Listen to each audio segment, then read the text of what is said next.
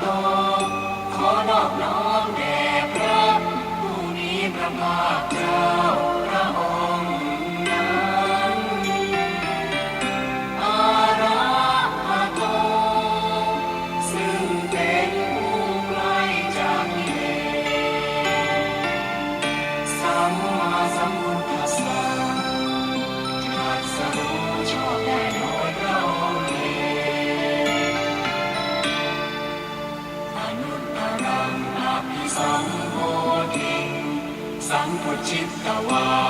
ตถาคโตพระตถาคตเจ้าได้ตรัสรู้ซึ่งพระอนุตตรสัมมาสัมพุทธญาณแล้วอาตมังยังอเทเสสิธรรมจักกังอนุตตรังสัมมาเทวะ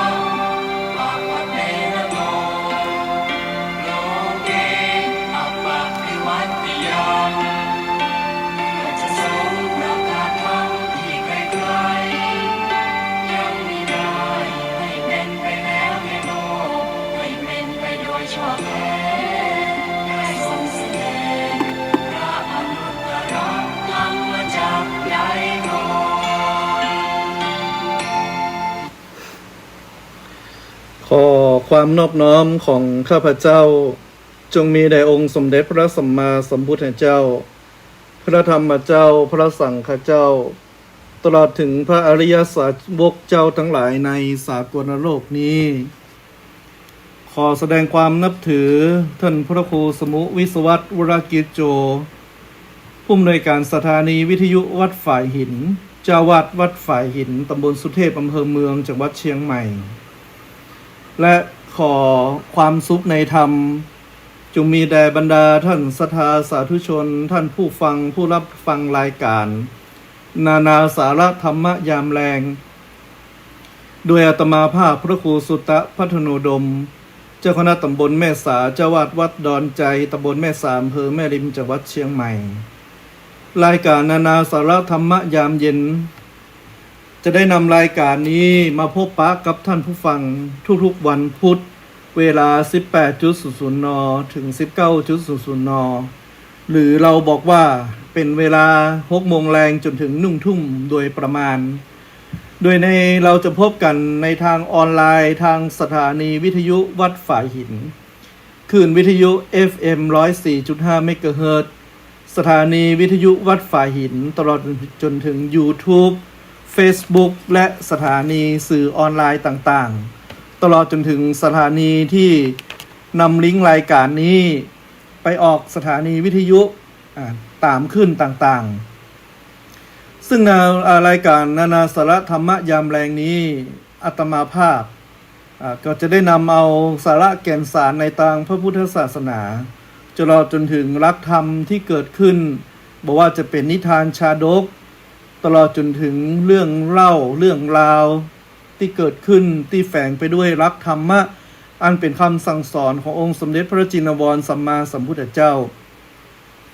ได้มามาได้มาพบปะกับท่านผู้ฟังทุกๆวันพุธวันนี้ก็เช่นเดียวกันอาตมาภาพก็ได้นำเอารายการมาเจอกับท่านผู้ฟังในวันพุธนี้การนี้ตามที่เราท่านทั้งหลายจะหันได้ว่าในช่วงนี้นั้นในอาทิตย์ที่ผ่านมาเราเพิ่งผ่านวันพระที่ผ่านมาเป็นประเพณีใหญ่เป็นบุญใหญ่ในทางพระพุทธศาสนาคนเมืองของเราบอกว่าเป็นวันเดือน12เพ็งอีกอย่างหนึ่งเราฮ้องกันว่าเป็นวันปุพพเปตพีนั่นก็คือวันปล่อยผีปล่อยเพศตามความเชื่อนิยมในทางพระพุทธศาสนาในล้านนาไทยของเราจึงบอกได้ว่าวันนี้เป็นวันกตัญญูกตเวทิตาเป็นวันที่เราร่วมแสดงออกซึ่งความรักความห่วงหาอะไรความกตัญญูกตเวทิตา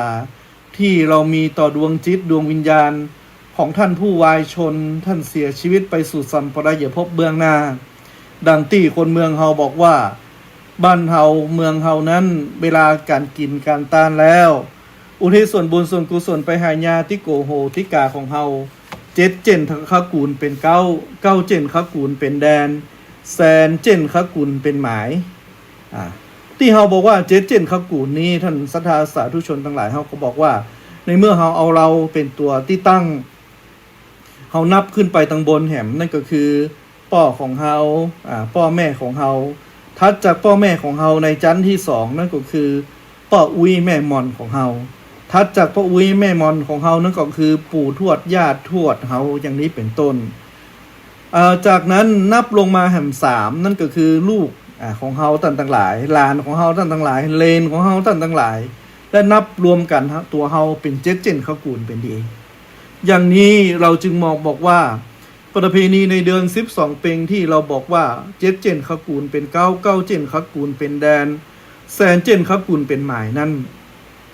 เฮาจึงมีการทำบุญอุทิศส่วนบุญส่วนกุศลแผ่พายายบุญไปหาเขาเจ้าเขาตั้นทั้งหลายที่ล่วงลับดับขันไปสู่สัมปรายภพเบื้องหน้าที่ท่านทั้งหลายได้รับรู้รับทราบเป็นปัตตาอนุโมทนาทานและน้อมเอาบุญเอากุศลนี้นะไปถึงเขาเจ้าเขาทั้งหลายให้ได้กินได้บริโภคในสัมปรายภพเบื้องหน้านี่คือความเชื่อของเฮาที่เฮาผ่านมาหลังจากเดือน12เพ็งแล้วเฮาก็ลองนับพอท่านทั้งหลายวันเวลามันเร็วไปเวยไปประเดี๋ยวนี้การเวลากืนกินสรรพสิ่งอย่างที่องค์สมเด็จพระสัมมาสัมพุทธเจ้าท่านได้ตรัสอยู่เสมอว่าการเวลานี้มันเวยท่านทั้งหลายมันเวยอย่างใดเราลองคิดดูว่าเมื่อตอนเฮาเป็นหนุ่มเป็นสาวเป็นละเอกละอ่อนนี่วันเวลามันหมุนจ้าเนาะพอเป็นละอ่อนแล้วก็ขยับเจริญเติบโตขึ้นเป็นคนใหญ่พออยู่ในช่วงวัยรุ่นเนี่ยรู้สึกว่าเวลานี้มันมีคุณค่าเป็นช่วงเวลาที่มีความสุขเพราะว่าอย่างในช่วงวัยรุ่นท่านทั้งหลายจะหันได้ว่าเป็นช่วงเวลาที่เรามีความสุขคือบ่ต้องได้ไปแบกภาระรับหน้าที่อย่าง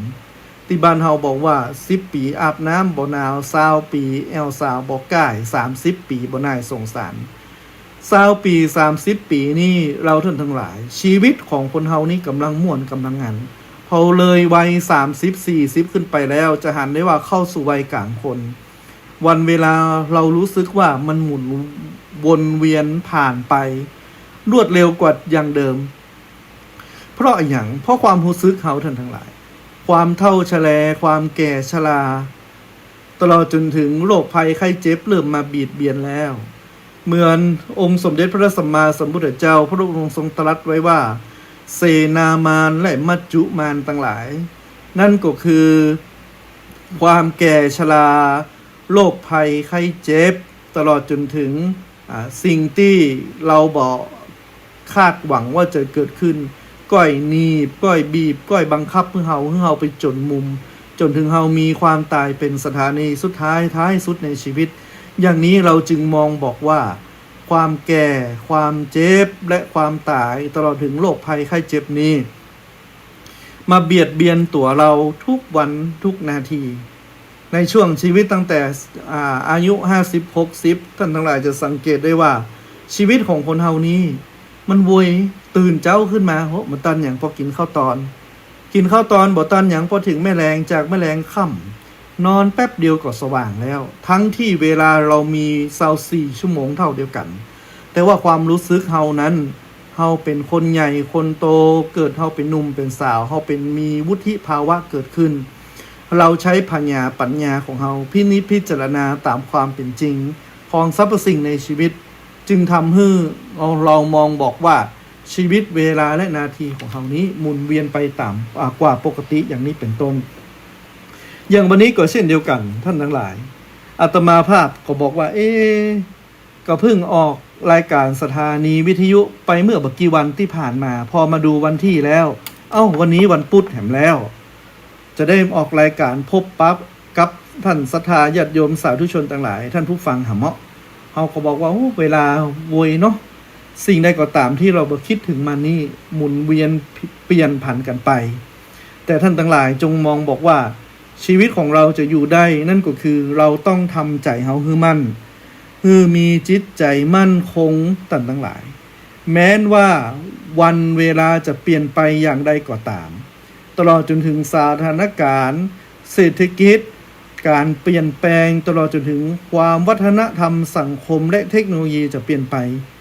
แต่การนี้เฮาท่านทั้งหลายควบคุมจิตควบคุมใจของเฮาเป็นอยู่นิ่มเตี้ยงมั่นเป็นไปตามวัตถุนิยมไปนักก็บ่ได้จะเมาก็อยู่ในตังธรรมนักล้ำไปก็บ่ได้บ่ตันโลกเพราะฉะนั้นแล้วเราจึงมองบอกว่าต่างโลกก็บ่ฮื้อจำต่างธรรมเราก็บ่ฮื้อเสียรู้เท่าทันโลกรู้เท่าทันสื่อรู้เท่าทันสถานการณ์ยิ่งในสมัยปัจจุบันนี้ท่านทั้งหลายจะเห็นได้ว่าสถานการณ์ใดก็ตามที่เกิดขึ้นในโลกเบื้องนี้เรารับรู้หมดทั่วโลกผ่านสื่อสังคมออนไลน์ที่เราเรียกว่าผ่านอินเทอร์เน็ตผ่านมือถือของเราผ่านแท็บเล็ตผ่านคอมพิวเตอร์ตลอดจนถึงการรับฟังข่าวสารเนี่ยผ่านสื่อออนไลน์ต่างๆเรารู้กันหมดเมื่อเป็นอย่างนั้นแล้วท่านทั้งหลายใจเฮานั้นตึงบ่นิ่มเตี่ยงมั่นคอยภาวะพะวงอยู่เสมอว่าชีวิตจะเป็นอย่างไรจะดำเนินการต่อไปอย่างไรอย่างนี้เป็นต้นองค์สมเด็จพระสัมมาสัมพุทธเจ้าพระองค์ทรงตรัสพระบาลีบทหนึ่งว่าปุญญานิปะโลกัสมิงปฏิทาโหนติปานินังแปลว่าบุญนั้นเป็นที่จังเป็นที่เปิ้งแก่คนและเทวดาทั้งหลายในภพเบื้องนี้หรือภพเบื้องหน้าสิ่งที่จะเปิ้งเฮาได้ท่านทั้งหลายนั่นก็คือบุญอาตมาภาพพูดอยู่เสมอว่าบุญนั้นเป็นชื่อของความสุขเป็นชื่อของความดีเป็นชื่อของความงามสิ่งใดเราทำไปแล้วเกิดความสุขกายเกิดความสบายใจและสิ่งนั้นเป็นบุญและบุญในทางพระพุทธศาสนาเราย่อมาเพียงแค่3อย่างนั่นก็คือ 1. ทาน2. ศีลอย่างที่3ภาวนาทั้งทานทั้งศีลทั้งภาวนานี้ถือได้ว่าเป็นบุญกิริยาวัตถุคือวัตถุที่ตั้งแห่งบุญตราบใดก็ตามที่เรามีจิตใจมั่นคงในบุญในกุศลอยู่ทั้งหลายบอกว่าจะมีอย่างสิ่งอย่างเกิดขึ้น มากระทบกระเทือนในใจของเฮาก็ยังตั้งมั่นในคุณของพระพุทธคุณของพระธรรมคุณของพระสงฆ์อย่างนี้เป็นต้นสิ่งที่เราทำได้ง่ายที่สุดท่านทั้งหลายทำบุญง่ายที่สุดท่านทั้งหลายก็อาจจะสังเกตได้ว่าตุเจ้าอีแม่ทำบุญเนี่ยบุญหมายถึงฮื้อตาลมันก็อีแม่ใส่บาตรมาเมื่อเจ้าเนี่ยเป็นบุญกุศลก่ออย่างนี้ก็จัดว่าเป็นบุญกุศลส่วนหนึ่งเราบอกว่าเป็นทานนะไหมอย่างที่สองการควบคุมกายควบคุมวาจาควบคุมใจของเฮาบ่ฮื้อเดือดเนื้อร้อนใจของฮื้อไผเราจัดว่าสิ่งนี้เป็นศีลนั่นก็คือการควบคุมกายของเราหลักธรรมในทางพระพุทธศาสนาสิ่งที่ง่ายๆนั่นก็คือควบคุมกายควบคุมวาจาควบคุมใจของเฮาให้เป็นปกติและสิ่งที่ท่านทั้งหลายสามารถทำที่อยู่ได้ที่บ้านทำอย่างง่ายๆนะเฮาก็บอกว่ามีสิ่งหนึ่งนั้นก็คือการเจริญจิตตภาวนาเป็นสิ่งที่ได้บุญได้กุศลเราบอกว่าทำให้จิตใจเขามั่นคงและมีสาระมีแก่นสารและเป็นบุญกุศลอย่างสูงสุดที่เราบอกว่าการนั่งเจริญจิตตภาวนาที่เราบอกว่าทานเราก็ให้ศีลเราก็รักษาภาวนาเราก็เจริญอานิสงส์ของการเจริญจิตตภาวนาเกิดการสมาธินี้ท่านทั้งหลายมีมากล้นเมื่อใจเฮาท่านทั้งหลายนี่มีความสงบเพียงน้อยนิดเหมือนกับจ้างกับพริบหูเท่ากับงูแลบลิ้นเท่ากับแม่ไก่ก้นกินน้ำเพียงแค่น้อยเดียวตัวอย่างบุญกุศลอันยิ่งใหญ่มันเกิดขึ้นว่าอันนะเราก็สามารถทำได้ง่ายที่บ้านตัวเองนั่นก็คือก่อนจะรับจะนอนพ่อแม่พี่น้องก็กราบพระไหว้พระระลึกถึงคุณพระพุทธเจ้าคุณพระธรรมเจ้าคุณพระสังฆเจ้าให้สักน้อยกับ1กับ2กับ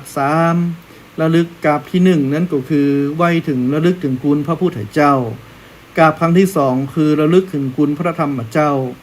กราบครั้งที่3คือระลึกถึงคุณพระสังฆเจ้ากราบครั้งที่4ระลึกถึงคุณปิตามารดาของเฮากราบครั้งที่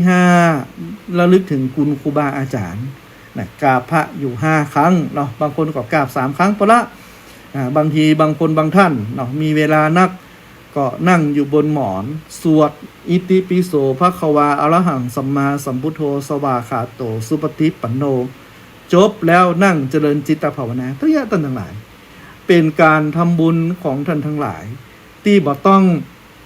ลงทุนอย่างสักอย่างเพียงแค่สำรวมกายสำรวมวาจาของเฮาสำรวมใจของเฮาเช่นใดก็ตามอานิสงส์การเจริญจิตตภาวนาบอกว่าจะเป็นสมถกรรมฐานและวิปัสสนากรรมฐานนี้ท่านทั้งหลาย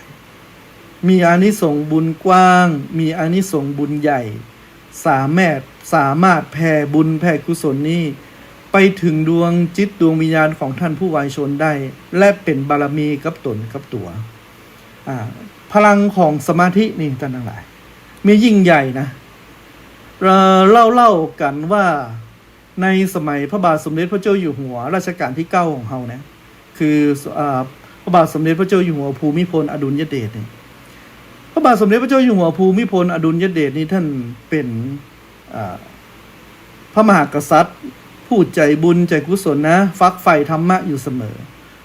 รับฟังจากราชประวัติอาตมาภาพไปอ่านในจากพระราชประวัติของพระองค์พระประวัติของพระองค์จากข้าราชบริพารใกล้ชิดที่เพิ่นมาเล่าให้ฟังก็บอกว่าในหลวงนี่ตื่นขึ้นมานี่ในหลวงจะนั่งเจริญจิตตภาวนาสวดมนต์ทำวัดก่อนจะเสด็จบรรทมหรือก่อนจะนอนนี่พระองค์ก็เจริญจิตตภาวนาอยู่เสมออยู่มาวันหนึ่งว่าอันนะ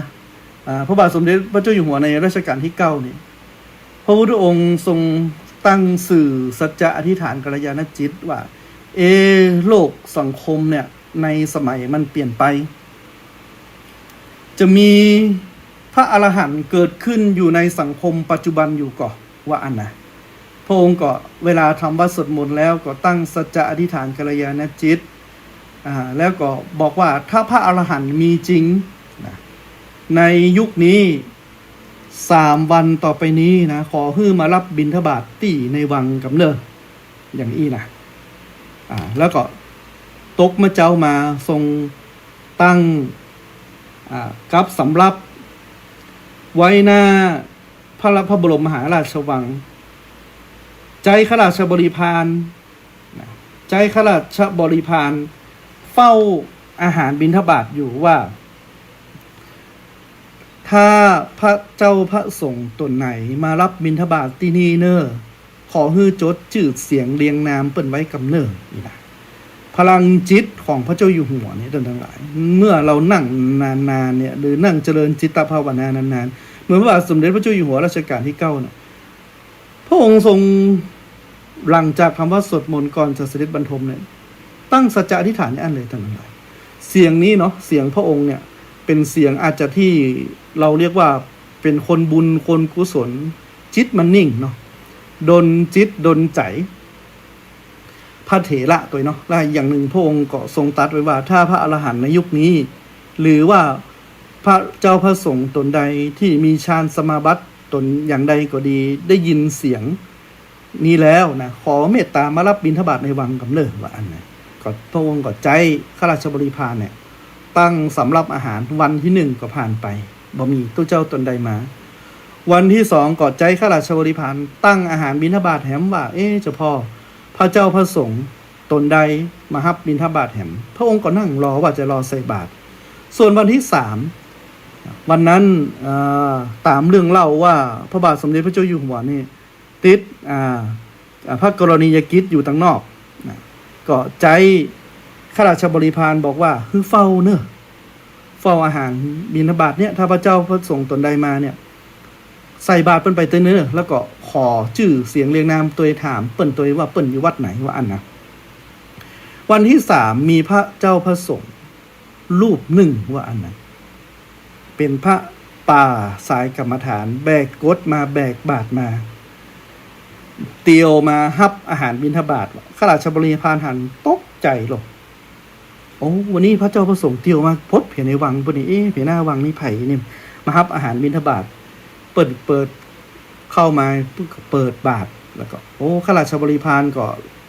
ทำตามคำสั่งพระบาทสมเด็จพระเจ้าอยู่หัวเนาะว่าถ้าพระเจ้าพระสงฆ์มาเอาอาหารเนี่ยใส่บาตรเปิ้นเนอ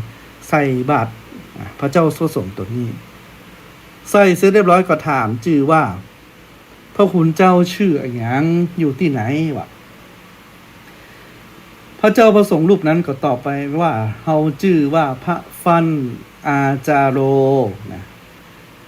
อยู่วัดป่าอุดมสมพรจังหวัดสกลนครว่าอันนะเสร็จเรียบร้อยก็ปิ๊กไปข้าราชบริพารก็กราบลาทั้งหลายลาพระเจ้าพระสงฆ์แล้วนำความเรื่องนี้กราบทูลพระบาทสมเด็จพระเจ้าอยู่หัวเมื่อพระบาทสมเด็จพระเจ้าอยู่หัวได้รับรู้รับทราบอย่างนี้แล้วท่านทั้งหลายโอ้ทรงมีพระราชศรัทธาเลื่อมใสว่าโอ้พระเจ้าพระสงฆ์ตัวเนี้ยน่าจะเป็นพระอรหันต์แน่ว่าอันนะก็เลยติดตามนะไปถึงวัดป่าอุดมสมพรของหลวงปู่ฟั่นอาจารโรที่จังหวัดสกลนครเนาะพอไปที่สกลนครแล้วก็กราบเนาะไปกราบหลวงปู่ฟั่นพอถือว่าพระหลวงปู่ฟั่นเนี่ยเป็นพระอริยสงฆ์รูปหนึ่งเพราะองค์ท่านเนี่ยมีศิษย์ตลอดจนถึงมีอภิญญาแก่กล้าเนาะบอกว่าอยู่ที่จังหวัดสกลนครเป็นที่นับถือถ้าท่านทั้งหลายจะหูจักหลวงปู่ฟั่นเนี่ยก็อาจจะมีเหรียญของเทินของเปิ้ลเนาะรวงของเหรียญของหลวงปู่ฟั่นเนี่ยถือว่าเป็นเหรียญพระเกจิที่แพงที่สุดซึ่งพระเถระรูปนี้ได้รับความนับถือจากพระบาทสมเด็จพระเจ้าอยู่หัวอย่างยิ่งที่อาตมายกขึ้นมากล่าวนี่นะก็พ่อบอกว่าการปฏิบัติวิปัสสนากรรมฐานหรือการเจริญจิตตภาวนานี้บอกใจแต่ว่าพระเจ้าพระสงฆ์เนี่ยปฏิบัติแล้วบรรลุธรรมได้แม้แต่ฆราวาสญาติโยมท่านผู้ฟังที่อยู่ทางวัดเนี่ย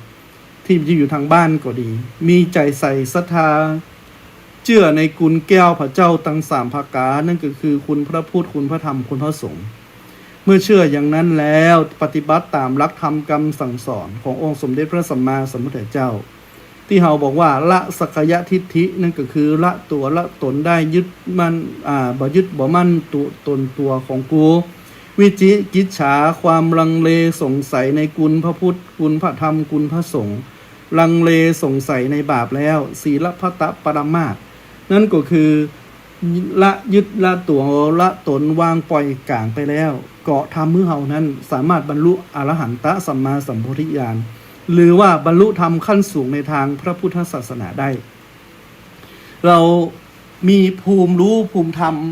อาจยังบ่ถึงพระบาทสมเด็จพระเจ้าอยู่หัวหรือว่าพระเถระรูปใดรูปหนึ่งที่เฮาจะบอกว่าเฮาหูว่าพระเจ้าตนนี้บรรลุธรรมก่อหรือว่าพระเจ้าตนนี้เป็นพระอรหันต์ก่อเฮาบ่มีญาณเฮาบ่สามารถจะรู้ได้ว่าเปิ้นจะบรรลุอย่างใดเป็นต้นและการที่บอกว่าอุปาสิกาเนี่ยบรรลุถึงอนาคามีผลและได้อภิญญาเนี่ยมีมาตั้งแต่ในสมัยพุทธกาลแล้วต่างๆเมื่อระลึกถึงอุบาสิกาเนี่ยหรือแม่หญิงหรือผู้ชายเนี่ยมีมากหน้ามีหลายตาในสมัยพุทธกาลที่บรรลุอรหันตสัมมาสัมโพธิญาณหรือว่าบรรลุธรรมสามารถยั่งใจคนได้นี่นะมีแม่หญิงอยู่คนหนึ่งนะอาตมาภาพแปลในธรรมบทนึกถึงแม่หญิงคนนี้ชื่อว่านาง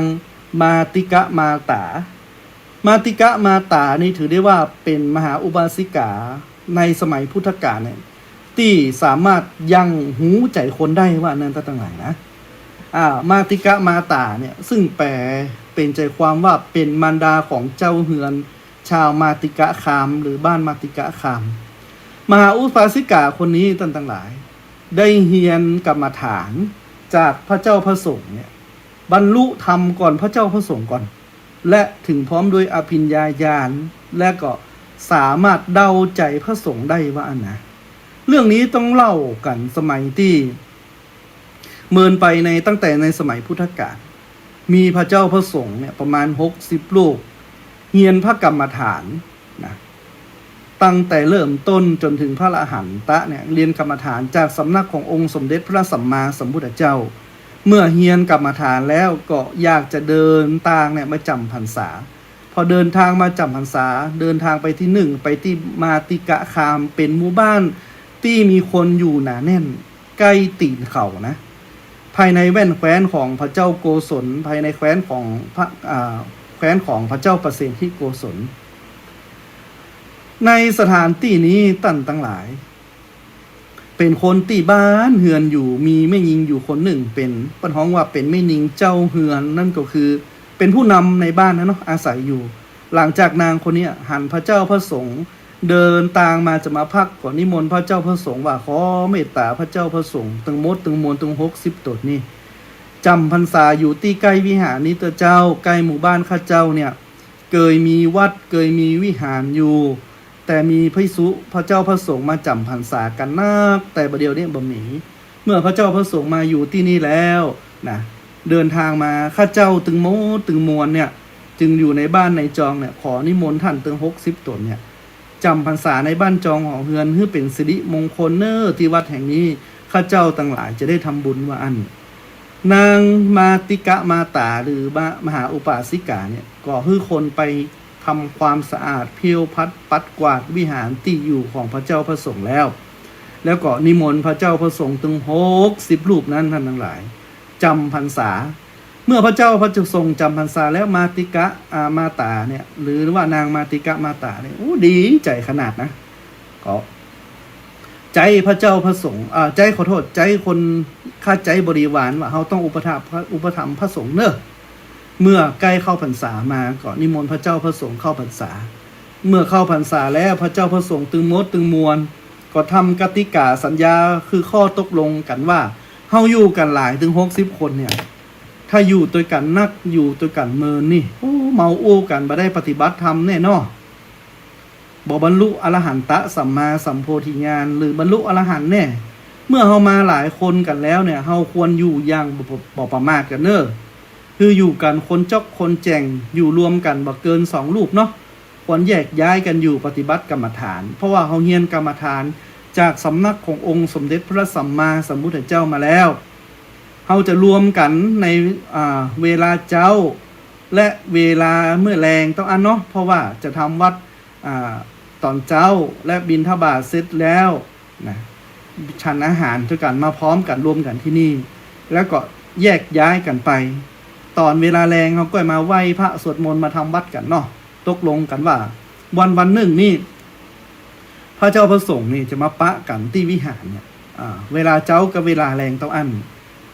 มีแม่แรงวันหนึ่งนะมีมหาอุปาสิกานะอุปาสิกาเนี่ยคือมาติกะมาติกะมาตาเนี่ยใจเนาะคนใจคือถือเพสัชนั่นก็คือเนยใสเนยข้นน้ำมันน้ำผึ้งน้ำอ้อยบอกว่าจะเป็นน้ำปานะอย่างต่างๆเข้ามาในวิหารใกล้เวลาค่ำเนาะใกล้เวลาค่ำก็หันพระเจ้าพระสงฆ์สักตนเนาะคนต่างหลายเข้ามาในวัดโอ้วัดอย่างเงียบแซบตูเจ้าพระสงฆ์ไปไหนกันหมดนี่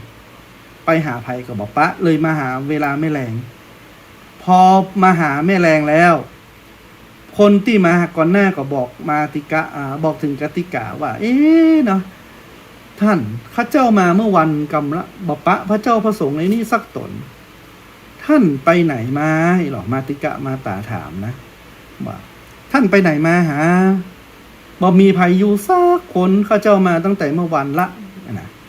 พอแม่แรงถึงจะได้ปะท่าน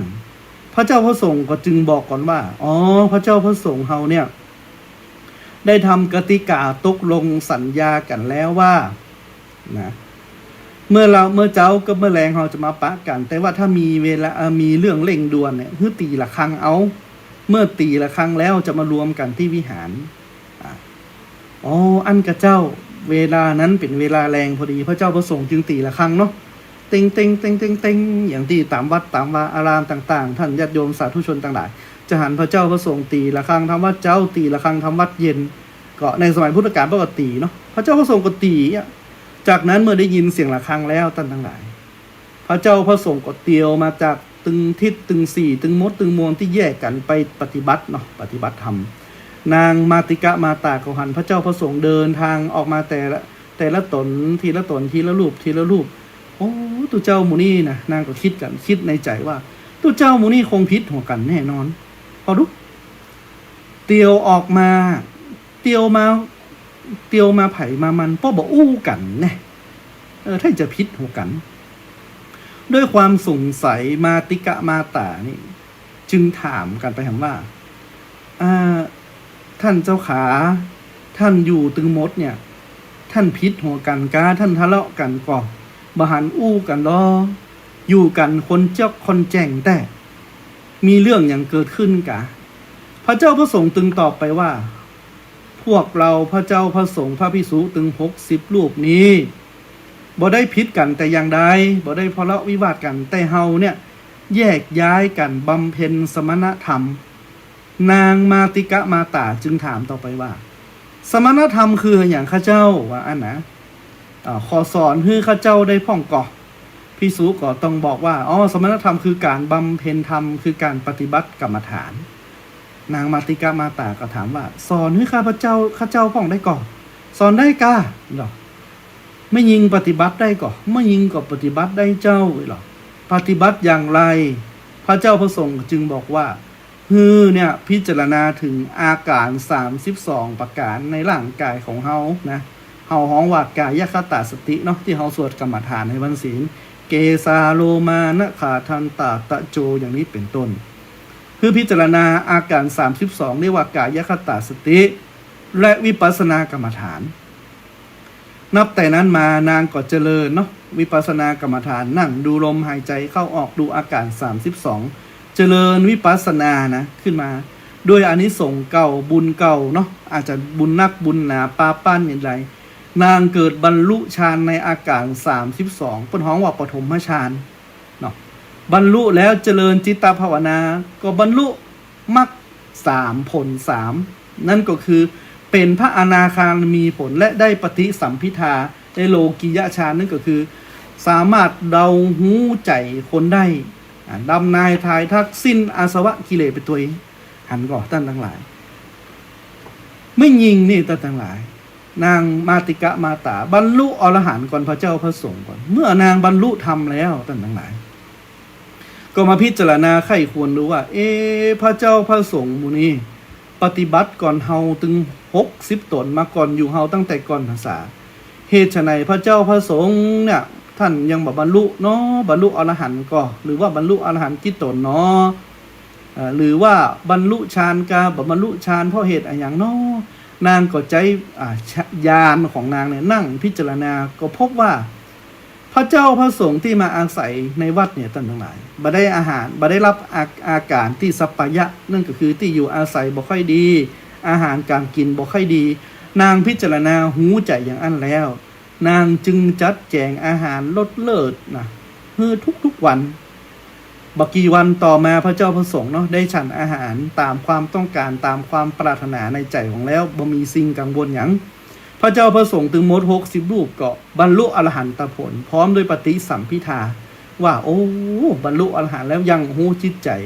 พระเจ้าพระสงฆ์ถึง60 ตนนะท่านหลายก็ระลึกว่าโอ้เป็นอุปการะเป็นบุญเป็นคุณในการบรรลุผลมรรคผลนิพพานของเฮาเนี่ยบรรลุอรหันตผลเฮาได้นี่ถ้าบ่มีมาติกะ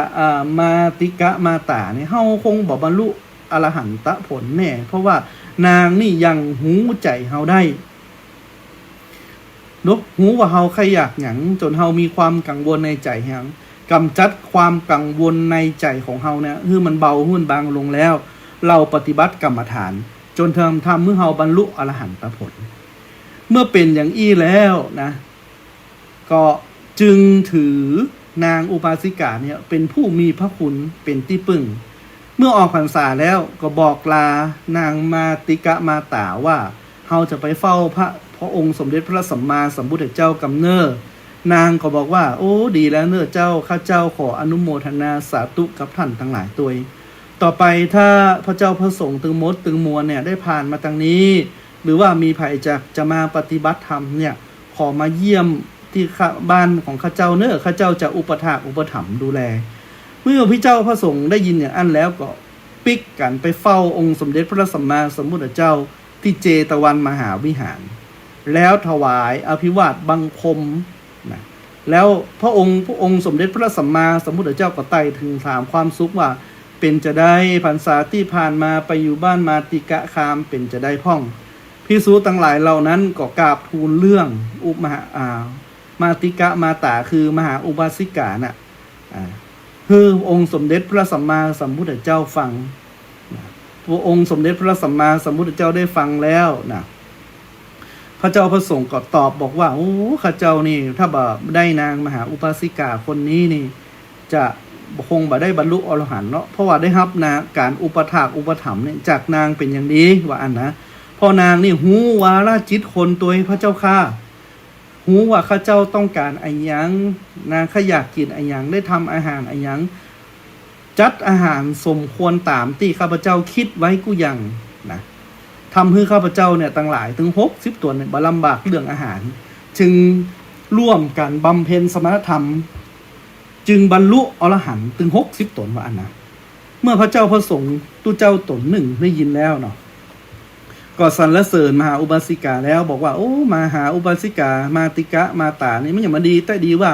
จะต้องการไปยังอยู่จิตใจพ่องเนาะจึงขอเรียนกรรมฐานจากองค์สมเด็จพระสัมมาสัมพุทธเจ้าองค์สมเด็จพระสัมมาสัมพุทธเจ้าพงประทานกรรมฐานแล้วพระเจ้าพระสงฆ์ตัวนั้นก็เดินทางมาถึงมาติกะวิหารแล้วคิดในใจเนาะก็คิดในใจไปได้เนอะว่าวันนี้มันเตียวจากเจตวันมหาวิหารมาถึงบ้านนางนี่อย่ามาเหนื่อยแต่เหนื่อยว่าเนาะใครอยากให้มหาอุบาสิกาไม่ยิงคนนี้ใครอยากให้คนน่ะมาช่วยปัดกวาดปัดปูวิหารพ่องเนาะเฮาเตียวมาไก่จะมาเพี้ยวปัดกวาดแล้วมันจะมาอีดมาได้พักผ่อนเหตุก้าเมื่อแก้คิดอย่างอี้ท่านทั้งหลายมาติกะมาตาได้ยินอย่างอั้นแล้วก็หูความคิดของพระเจ้าพระสงฆ์รูปนั้นจึงส่งคนมาทำความสะอาดนะพระเจ้าพระสงฆ์ท่านนี้ก็กึดในใจนะขณะกึดในใจว่าเขาอยากกินน้ำสักล้ำวันนี้น้ำเย็นๆเนาะน้ำส้มน้ำหวานน้ำปานะน้ำยาคูน้ำข้าวต้มนางก็ส่งมาฮื้อต่างๆกึดในใจใครกินแกงอ่อมใครกินแกงในบาลีเพิ่นของว่าแกงอ่อมเนาะ คือแกงต้มเนื้อแกงหยังที่ลำกินกับจัปาตีนางก็จัดมาฮื้อในตอนเช้าทุกอย่างคิดว่าพระเจ้าพระสงฆ์แค่ได้อย่างเนี่ยนางเพ่งจับใจหูใจพระเจ้าพระสงฆ์หมดว่าอันนะก็คือคนนำมาถวายอย่างที่คิดถึงหมดท่านคิดอยากจะพบตัวมหาอุปาสิกาว่าเอ๊ะมหาอุปาสิกาคนนี้นะที่เปิ้นล่ำลือเนี่ยเป็นอย่างไรนู้ใครปะสกรรมนางก็เตียวมาปะที่วิหารพอปะวิหารแล้วตู้เจ้าตัวนี้ก็ถามว่าขอถามกำเตอะแม่ออกมหาอุปาสิกามาติกะคามแม่ออกเนี่ยได้ทราบข่าวจากตู้เจ้าตนอื่นว่าแม่ออกเป็นคนที่หูใจคนกานางก็อึ้งเนาะก็ตอบว่าแม่นละเจ้าข้าพิสุคิดอย่างอันแล้วเอาละตายละเฮาเนี่ยเป็นผู้ทุชนยังบรรลุอรหันต์นะเหมือนกับมาติกะมาตาเสื้อเฮาคิดนู่นคิดนี่ไปเนี่ยอุบาสิกาหูใจเฮากูยังกะที่เฮาคิดควรเอาละตายละเกิดกึดบดีบงามไปนางหูใจของเฮาเนี่ยความเสื่อมจะเกิดขึ้นกับตัวเฮาแน่เนาะเพราะว่ากึดไปเลยนางหูใจหมดว่าอันนะกราบแล้วก็กลัวท่านทั้งหลายแล้วกล่าวว่าโอ้มาเอาละอันอีนี่อยู่ล้ำอยู่เหลือกึดอย่างนางหูใจหมดขอล่าปิกเนี่ยนะปิกไปหาพระพุทธเจ้าแม้นางจะนิมนต์ให้พระเจ้าพระสงฆ์ตัวนี้อยู่พระเจ้าพระสงฆ์ก็บ่ยอมอยู่นะท่านทั้งหลายก็ฝั่งปิกเมื่อเดินทางกลับมายังพระเจตวันมหาวิหารองค์สมเด็จพระสัมมาสัมพุทธเจ้าก็ตรัสถามว่าอ้าวไหนว่าเธอไปอยู่ที่มาติกะคามบ่เจกาทำไมเธอรีบกลับมาล่ะพระเจ้าตุเจ้าตนนั้นก็บอกว่ากลัวอุบาสิกามาติกะมาตาพระพุทธเจ้าค่ะพระพุทธเจ้าว่ากลัวเรื่องหยังเพราะว่านางมาติกะมาตาหูความคิดมดเกิดข้าพเจ้าคิดฟุ้งซ่านเนี่ยอู้ไปเลยว่านางจะหูองค์สมเด็จพระสัมมาสัมพุทธเจ้าตรัสบอกว่าเธอนะจงไปอยู่ที่นั่นเธอพึงทำรักษาจิตรักษาใจอย่างเดียวพอบ่ต้องไปกึดอย่างนักคือเฝ้ารักษาจิตรักษาใจคมจิตคมใจอย่าได้นึกถึงอารมณ์อันอย่างต่างๆเน้อคมจิตนี้มันคมได้ยากว่าอันนะถ้าควบคุมใจแล้วก็สามารถบรรลุอรหันตสัมมาสัมโพธิญาณได้เมื่อพระเจ้าพระสงฆ์นั้นได้รับโอวาทจากองค์สมเด็จพระสัมมาสัมพุทธเจ้าก็ทูลลาพระพุทธเจ้าเนาะกลับมาที่มาติกะคามทำกรรมฝ่ายอุปาสิกาคือนางมาติกะมาติกะมาตาเนี่ยได้หูว่าโอ้พระเจ้าพระสงฆ์นี่ได้รับโอวาทจากองค์สมเด็จพระสัมมาสัมพุทธเจ้ามาแล้วหูทะยานทิพย์ตัวนะจากปิกมาเดินทางมาที่วัดของเฮาเลยนะครับฟังโอวาทจากพระพุทธเจ้าแล้วกำลังจะเดินทางมานางจึงจัดอาหารเพื่อถวายถวายเปียวพัดปัดกวาดอาสนะพิสูจน์มาอยู่ได้ 2-3 วันเต้าอั้นเนาะก็สำรวมกายสำรวมวาจาสำรวมใจบำเพ็ญสมณธรรมบรรลุอรหันตผลเป็นพระอรหันต์นะก็ถือได้ว่าเป็นอุบาสิกาผู้บรรลุใจมีวันหนึ่งท่านก็ไข้ควรเนาะคิดว่ามหาอุบาสิกาตัวเนี้ยคนนี้ไม่ยิงหรือมาติกะมาตาคนเนี้ยอย่างมีบุญกับมีกุศลของเฮาแต่น้อนะมาช่วยเฮาให้บรรลุอรหันตผลท่านก็ไข้ควรและพิจารณาเนาะเล็งญาณใจญาณพิจารณาก่อนย้อนไปว่าในอัตภาพก่อนๆหรือในภพก่อนๆเนี่ยระลึกชาติไป99ชาตินะถอยย้อนไปตั้งแต่ปัจจุบันใน99ชาติตั้งแต่ปัจจุบันไปถึงอดีต99ชาติก็รู้ว่านางคนนี้เคยเป็นภรรยาของเฮา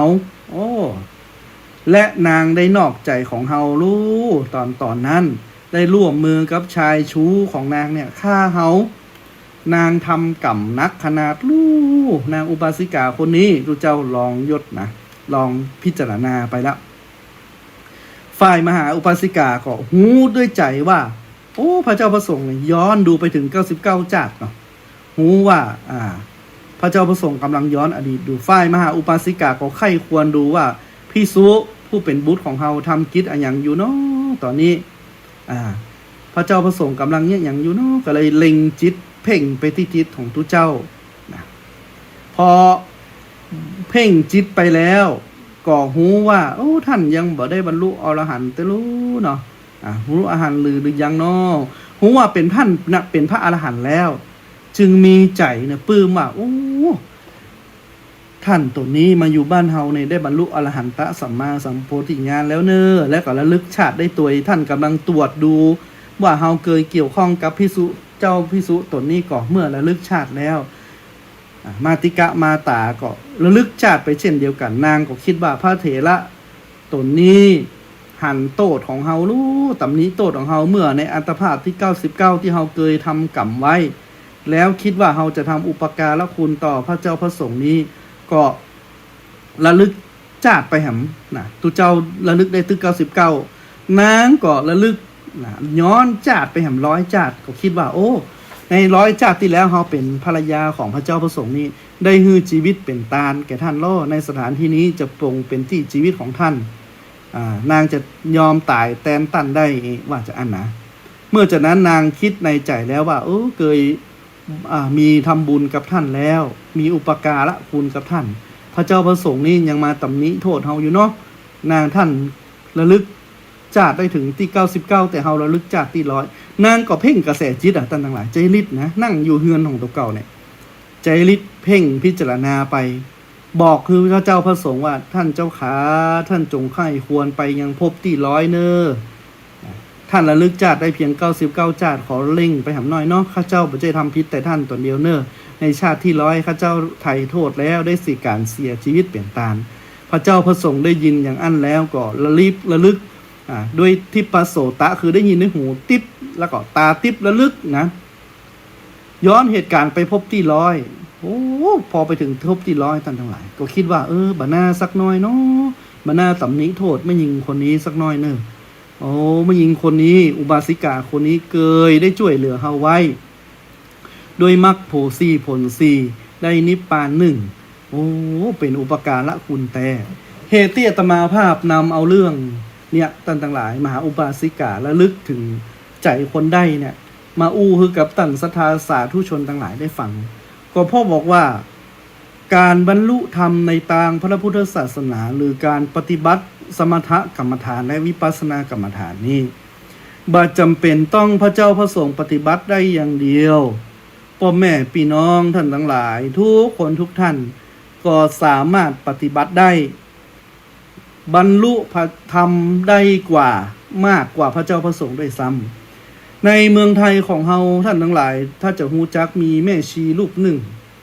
ที่ดังนะแม่ชีรูปนี้ดังที่สุดเมื่อประมาณปี2500มาถึง2520เนี่ยถ้าเราแม่ชีท่านนี้ท่านทั้งหลายก็คงจะฮู้จักแม่ชีท่านนี้ก็คือชื่อว่าแม่ชีบุญเรือนโตงบุญเติมอยู่วัดอาวุธวิสิกตารามกล่าวกันว่าแม่ชีบุญเรือนนี้เป็นพระอรหันต์นะเป็นแม่ชีที่บรรลุอรหันต์ได้หูใจพระเจ้าพระสงฆ์ได้ตัว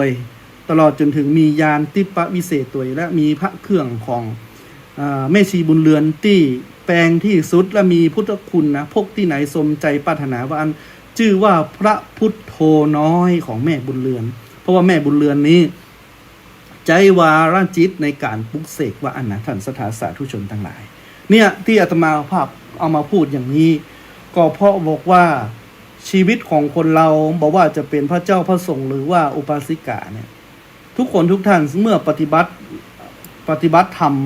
เป็นวิปัสสนากรรมฐานก็ดีเจริญกายคตาสติอย่างก็ดีก็บรรลุธรรมได้เช่นเดียวกับพระเจ้าพระสงฆ์เมื่อเรามีความเพียรมีความตั้งมั่นในพระรัตนตรัยคือมีพระพุทธเจ้าพระธรรมเจ้าเป็นที่จ้างที่เปิ่งอยู่เสมอเราจึงมองบอกว่าท่านทั้งหลายการบรรลุธรรมขององค์สมเด็จพระสัมมาสัมพุทธเจ้านี้บ่จำเป็นจะต้องเป็นพ่อจายบ่จำเป็นจะต้องเป็นตุเจ้าไม่ยิงก็บรรลุธรรมได้ละอ่อนก็บรรลุธรรมได้ไผก็บรรลุธรรมได้ถ้าเราคิดดีพูดดีทำดีเปิ้นจึงบอกว่าคิดดีพูดดีทำดีเป็นสีเป็นพรสูงสุดบ่มีพรเทพหรือพรมนุษย์ประดุจที่ความดีที่เราต้องได้ทำเมื่อเราปฏิบัติดีทำดีแล้วย่อมเป็นบุญเป็นกุศล ในใจของเราท่านทั้งหลาย เป็นปารมีของเราบ่บรรลุธรรมจัดนี้ก็บรรลุธรรมจัดหน้าดังที่อาตมาภาพได้แจ้งได้นำมาเรื่องมาติกะมาตามาเล่ามามาในวันนี้คือท่านญาติโยมสาธุชนทั้งหลายได้ฟังเลือกพอเวลานาฬิกาแล้วท่านญาติโยมสาธุชนทั้งหลายท่านผู้ฟังอยู่ทางบ้านก็ใกล้จะหมดเวลาแล้วเนาะวันนี้อาตมาภาพพระครูสุตตะพัฒโนดมเจ้าคณะตำบลแม่สาเจ้าวัดดอนใจตำบลแม่สาอำเภอแม่ริมจังหวัดเชียงใหม่ได้ขออนุญาตนำเอารายการนานาสาระธรรมยามเย็นนะที่ออกรายการสถานีวิทยุคลื่นวิทยุทางพระพุทธศาสนาวัดฝ่ายหินนะ FM 104.5 เมกะเฮิรตซ์ที่เราท่านทั้งหลายจะมาพบปะกับอาตมาภาพทุกๆวันพุธเวลา 18.00 น. ถึง 19.00 น. โดยประมาณซึ่งรายการนี้เราเผยแพร่สาระออนไลน์ไปทาง YouTube ทาง Facebook ของอาจารย์พระครูสมุวิศวัตตัวยและก็สถานีอื่นๆที่ลิงก์รายการไปออกเนาะก็เรามาพบปะกันทุกๆวันพุธก็ต้องขอบคุณในเมตตาธรรมอาจารย์พระครูสมุวิศวัตวรกิจโจเจ้าวัดฝ่ายหินผู้อำนวยการสถานีวิทยุที่อำนวยความสะดวกให้อาตมาภาพเพื่อตนตัวเก้ากับผมได้มาออกรายการวิทยุและนำเอานานาสาระมาพบปะกับท่านผู้ฟังในทุกๆวันพุธวันนี้ก็ขออ้างเอาคุณพระศรีรัตนตรัยอันมีพระคุณพระพุทธคุณพระธรรมคุณพระสงฆ์ตลอดถึงคุณงามความดีที่ท่านญาติโยมสาธุชนทั้งหลายได้กระทำมาตั้งแต่อดีตชาติกระทำในปัจจุบันชาติและกำลังจะกระทำในอนาคตชาติขอให้บุญกุศลนี้ทั้งหลายจงมาดลบันดาลปกปักรักษาอย่างท่านญาติโยมสาธุชนทั้งหลายคือเป็นผู้ได้พ้นจากภัยเป็นผู้ได้ไกลจากเวรเป็นผู้ได้มีความสุขความเจริญคิดสิ่งใดสมความมุ่งมา่ปรารถนาอีกอย่างหนึ่งนั้นบุญกุศลนี้เป็นการสั่งสมบุญใดก็ดีเป็นภพเบื้องนี้ก็ดีภพเบื้องจัดแล้วก็ดีขอเป็นปัจจัยเกื้อหนุนให้ท่านญาติโยมสาธุชนทั้งหลายมีดวงตาหันธรรมได้พบปะพระศรีอริยเมตไตรตลอดถึงท้ายสุดได้บรรลุธรรมมรรคได้บรรลุผลได้บรรลุนิพพานเหมือนกันทุกคนทุกท่านเนอขอเจริญพร